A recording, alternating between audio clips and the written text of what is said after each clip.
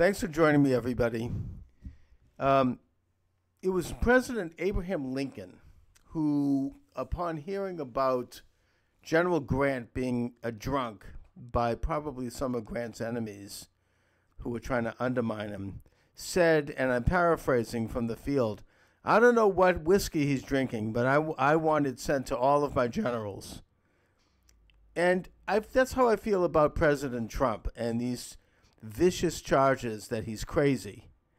I've been listening to liberal radio this morning, and all the talkers, it's almost as if like they have a computer chip implanted in the back of their brains.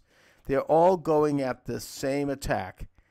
Trump is crazy. Trump is mentally ill. Trump is this. All of this stuff to question President Trump's sanity. Now, I think what's happening here is that the Mueller investigation is sputtering out. They haven't found anything to prove Russian collusion. They're crazy Vakakta conspiracy theory. He's being now under a cloud of suspicion and corruption in terms of who he is and his background and that of his group. And they're absolutely furious. They don't know how are they going to take out Trump. So they're turning to the 25th Amendment to the Constitution. Now, this was pointed out by Roger Stone recently in an interview, and he's absolutely right. I now see it myself by listening this morning to radio, and today's January 3rd, so we're at the first of the year here.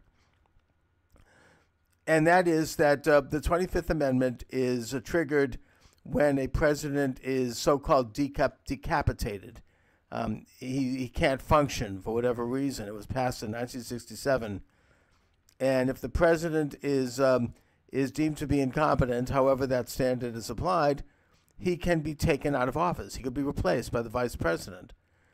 And I think that's exactly what's going on here. I think the left has given up on the possibility of impeaching him.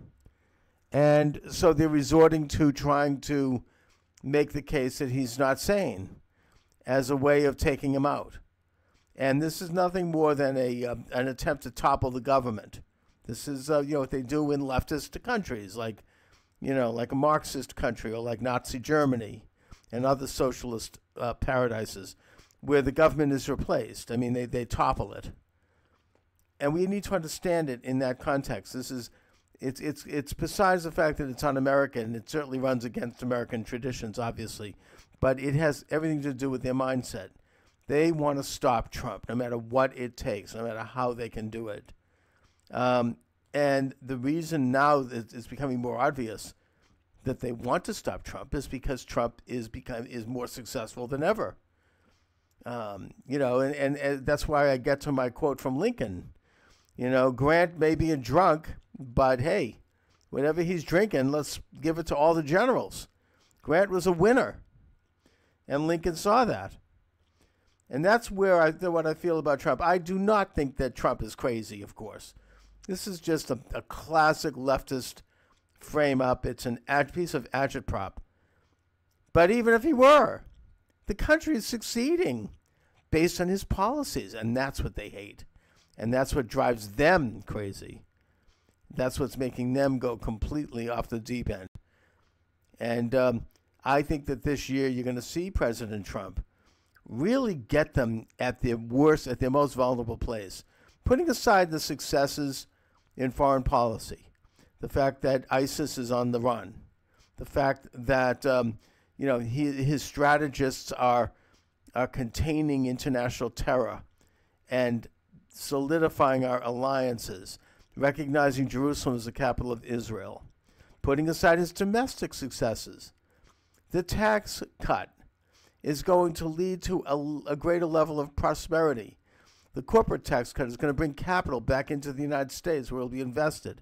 Getting rid of the death tax means that people of all levels of income will be able to create capital and inherit capital in a way they never had in recent decades. He's did a body blow to Obamacare, and insurance is not going through the roof. In fact, we're going to find out that with competition, insurance will probably go down a little bit this year.